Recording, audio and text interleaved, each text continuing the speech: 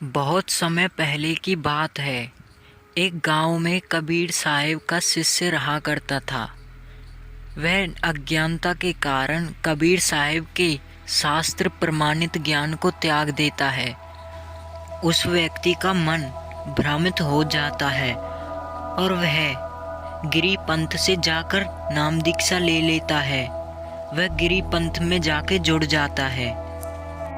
कुछ वर्षों के बाद उसे पुनर्जन्म मिलता है, जिसमें वह एक साधु बनता है। जिस गांव में वह साधु कथा करने के लिए आया हुआ था, उसी गांव में हरलाल जाट किसान भी रहा करता था। हरलाल जाट एक भक्त प्रवृत्ति का व्यक्ति था और वह भगवान में पूर्ण विश्वास रखता था। एक दिन हरलाल जाट उस साधु के पास जाता है और उनसे कहता है, हे संत महात्मा, कृपया करके हमारे साथ चलें। हम आपकी सेवा करेंगे और आपको भक्ति का भी पूर्ण समय मिलेगा। वह ढोंगी संत हाँ कर देता है और हरलाल जाट के साथ चले जाता है। सभी घर के व्यक्ति उस साधु संत की सेवा करते थे। वह उसे रोजाना खाने को देते थे और वह साधु संत रोजाना भोजन करता और लेट जाता। यह सिलसिला कई दिनों तक चलता रहा। हरलाल जाट के घर के व्यक्ति उसे रोज भोजन कराते और वह खाना खा के लेट जाता। न तो कोई भक्ति करता और न ही कोई काम करता। वह खाना खाकर लेट जाता। एक दिन उसकी अचानक मृत्यु हो जाती है। वह अपना शरीर त्याग जाता है। हरलाल जाट अपने खेतों में उस साधु की एक प्रतिमा बना लेता है। श्री हरलाल जाट जी व्यापारियों का सामान एक मंडी से दूसरी मंडी बैलों पर लाते ले जाते थे।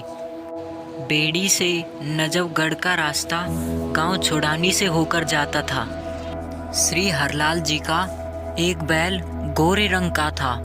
वह बहुत ही कामचोर था। वह बैल कुछ दूरी तक चलता और फिर वह बैठ जाता था। हरलाल जाट जी उस बैल से बहुत ही ज़्यादा परेशान थे।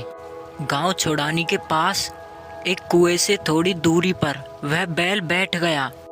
श्री हरलाल जी उसकी डंडे से पिटाई करने लगते हैं। गरीबदास जी कुएं पर स्नान कर रहे थे। वह कहते हैं, मत मार हरलाल, गऊ का जना है। संत गरीबदास जी जाट किसान थे।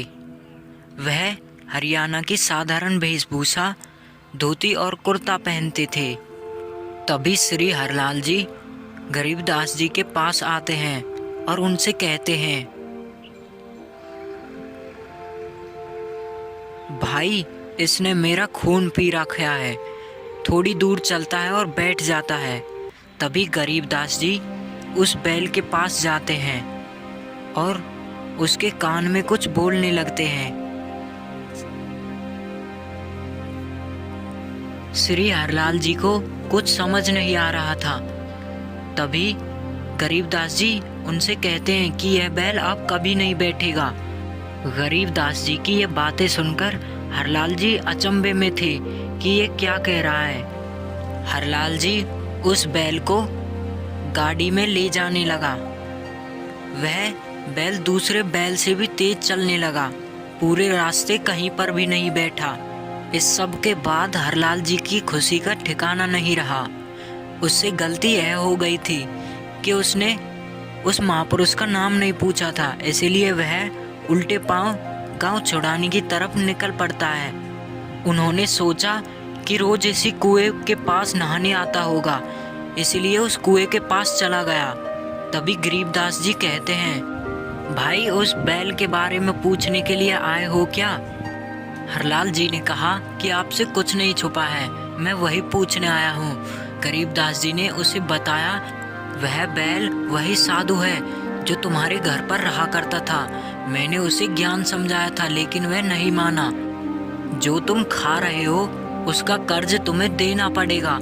भगवान के लेखे में सब लिखा हुआ है। मैंने उस बैल शरीरधारी ढोंगी साधु से कहा था कि याद कर वो दिन जब मैंने तुझे समझाया था, लेकिन तू नहीं माना था। कि जो खा रहा है वे तुझे देना भी पड़ेगा। अब तुझे हरलाल जी का सारा कर्ज उतारना पड़ेगा, चाहे लट खाकर उतार, चाहे राजी खुशी उतार।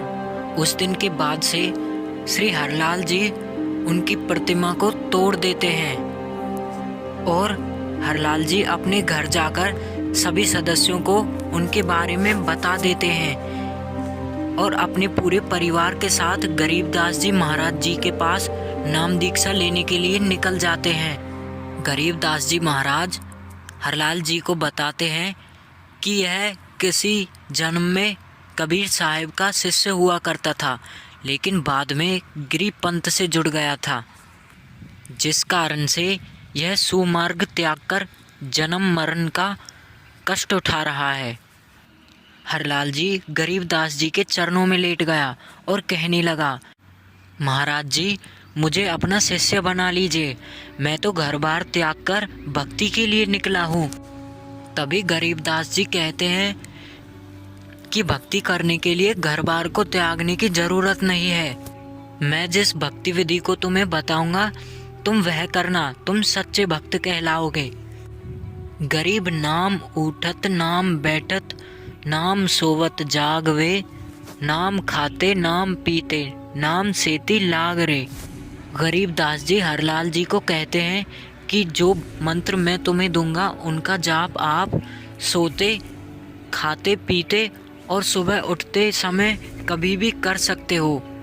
संत गरीबदास जी को कबीर परमात्मा 10 वर्ष की आयु में मिले थे।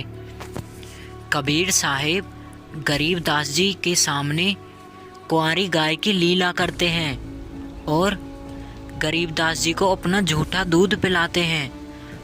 फिर कबीर साहिब एक वृक्ष के नीचे गरीबदास जी महाराज को तत्व ज्ञान समझाते हैं और सतलोक के बारे में बताते हैं। फिर कबीर परमेश्वर गरीबदास जी को अपने साथ सतलोक ले जाते हैं।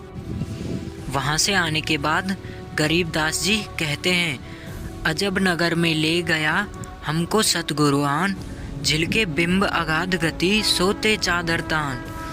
अनंत कोटि ब्रह्मांड का एक रति नहीं भार, सतगुरु पुरुष कबीर हैं कुल के सृजनहार।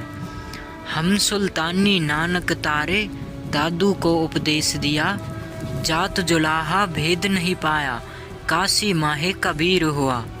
गरीबदास जी के अलावा कबीर साहिब गुरु नानक देव जी, भगत पीपाजी और रविदास जी, घीसादास जी को भी मिले थे। यदि आप लोग हमारे चैनल पर नए हैं और कबीर परमेश्वर के बारे में और अधिक जानकारी प्राप्त करना चाहते हैं तो कृपया करके जगत गुरु तत्वदर्शी संत रामपाल जी महाराज जी के यूट्यूब चैनल को सब्सक्राइब करें। वहां पर रेगुलर सत्संग वीडियो अपलोड की जाती हैं। यदि आप सभी लोगों को हमारे एनिमेटेड वीडियोस पसंद आ रहे हैं तो इस वीडियो को एक लाइक कर दें और साथ ही में चैनल को सब्सक्राइब कर दें और बेल आइकन पर भी प्रेस कर दें। इसके साथ ही यदि आप लोग हमारे चैनल से संबंधित और अधिक 2D एनिमेशन वीडियो देखना चाहते हैं तो चैनल के लोगो पर क्लिक करके हमारी और एनिमेटेड वीडियो देख सकते हैं।